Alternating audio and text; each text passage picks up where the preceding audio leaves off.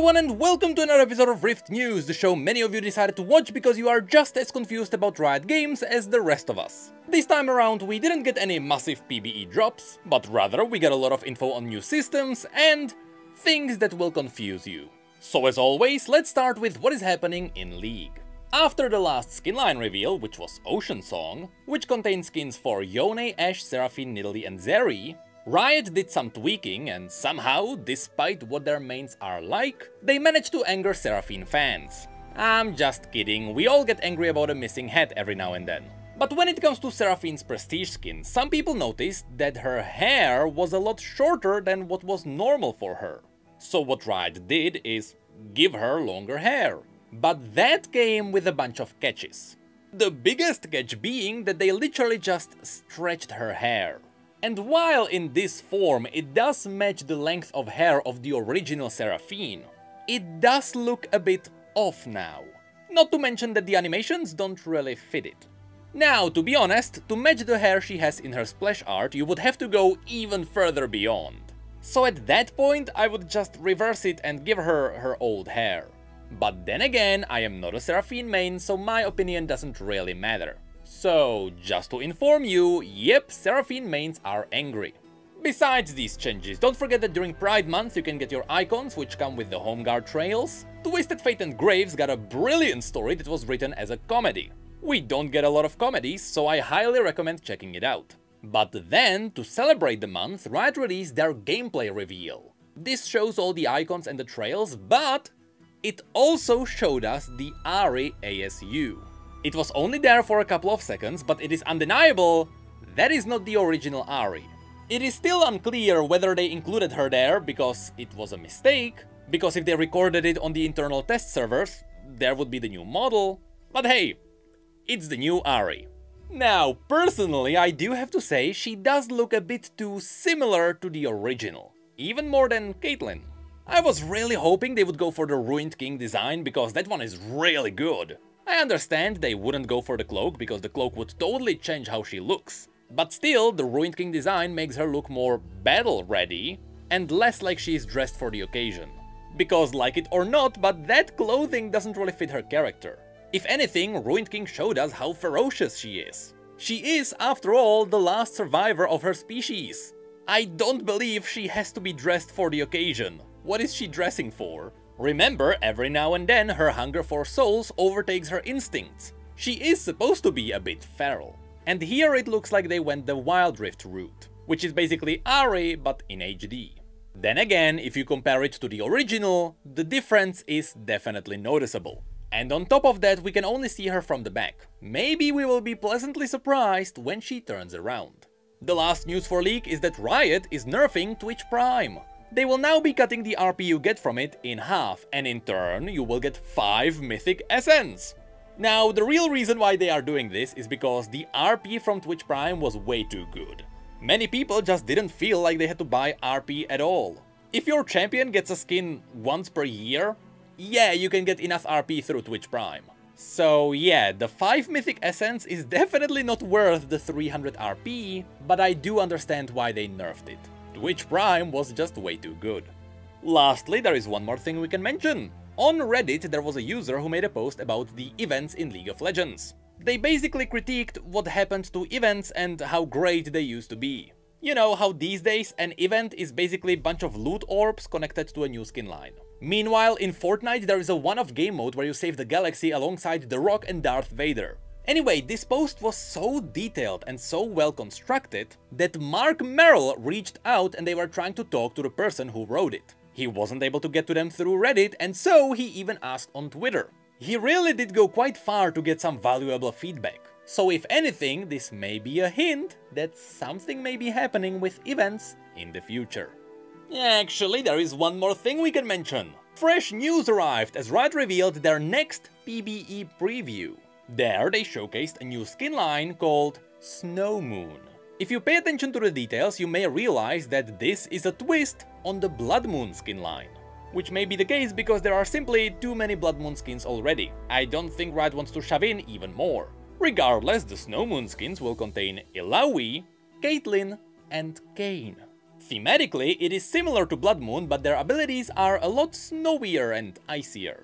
In fact, when Kain transforms into his Darkin form, he straight up gets a Blood Moon demon form, which is a solid proof that these two skin lines are part of the same universe. Unfortunately, we didn't get more info on these skins just yet, so that is it when it comes to League. That's a lie.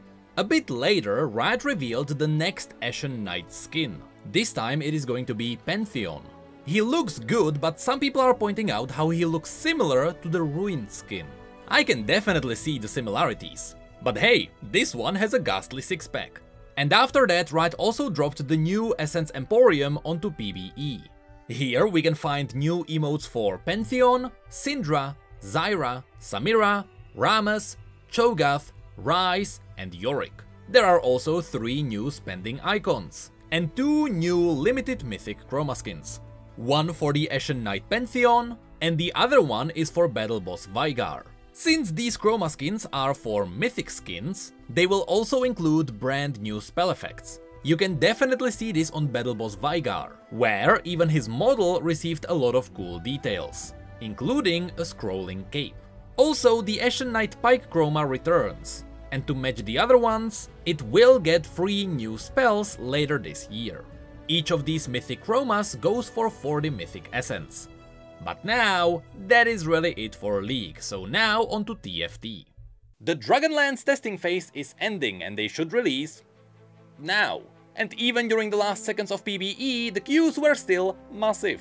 When it comes to the boards, we already talked about the Dragon board, we know about that one, we know that it costs $200 and you essentially pay a roulette whether it will cost less. And we know about the Dragon Nursery, which I actually do believe is way better than the Mythic board. But now, as they are part of the pass, we got to test the other boards. These are Blackcliff Gorge, Jade Bloom Oasis, and Shimmerstone Fields. They do have a bit of a cartoony appearance, but they really do look like totally separate regions. This goes together with the map that Dragonlance have. Now, with the release of Dragonlance, we also got a video that talks about all the new mechanics. Of course, we talked about all of these on this channel quite a few times already. The video explains how dragons work, how the Dragon Shrine works, the new augments, and it even goes through all the new traits. If you don't know anything about Dragonlance, this video will explain a lot. And the best part is, it is voiced over by Aurelion Sol himself. And then, together with the explanation video, they also launched the launch cinematic.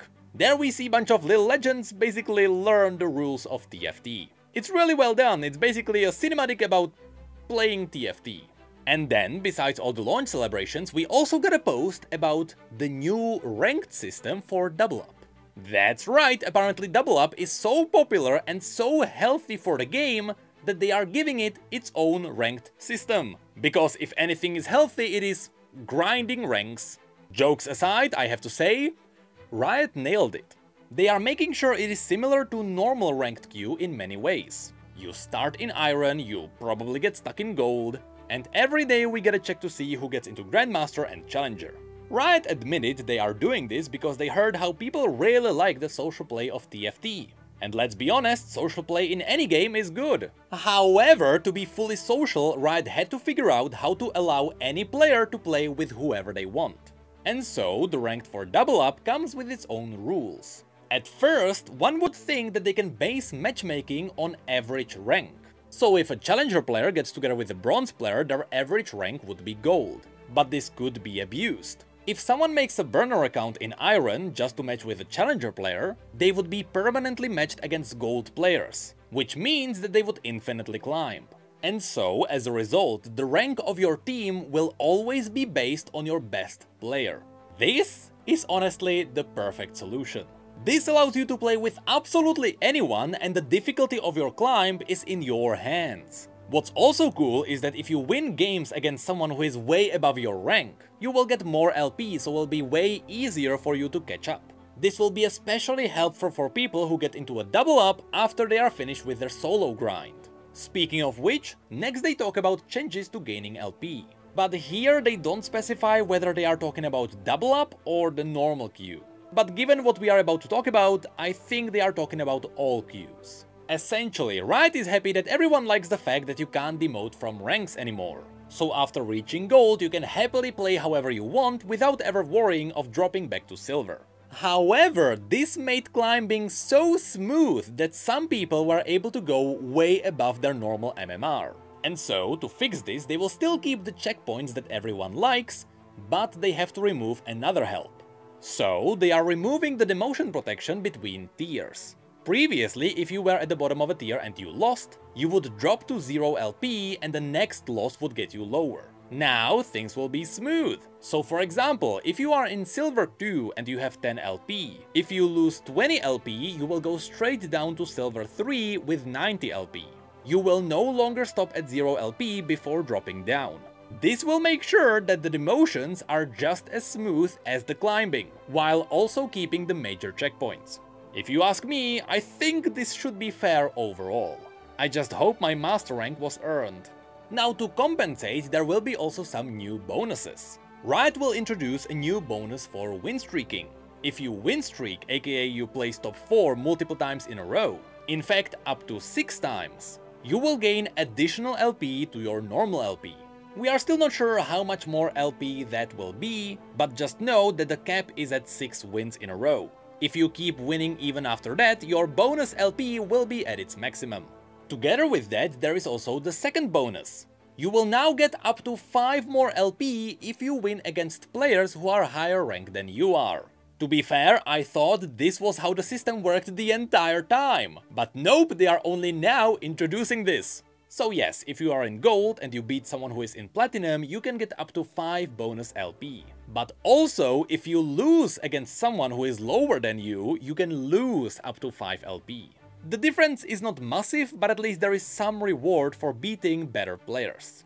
And that's it for this post. So finally, we can also mention that there are the new Pride Booms. And also, if you use the League icon, it should also give you a trail in TFT.